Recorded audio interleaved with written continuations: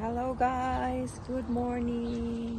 So naami karon laag na sad nako si mother here in Velodrome. So papana mo siya sa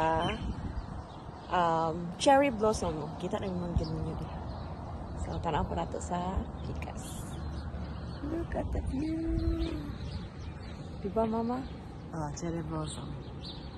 Yeah, lighter than pagka-pink. Ito pa kita sa unahan ma. Sada ni kay naka-line up.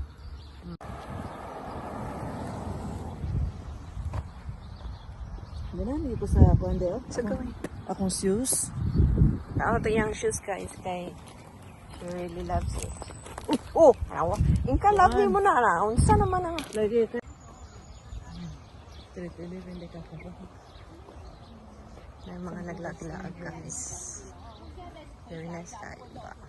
Paposin na to si mother dire later. Sana may mo feelings ni mo. Nice. I like this one. No entrance fee. No, entrance fee. Muna rin ganahan guys. Namin natabo nga mga Bisaya. Ana siya picture good. Kumura ning kalipay sa mga OFW.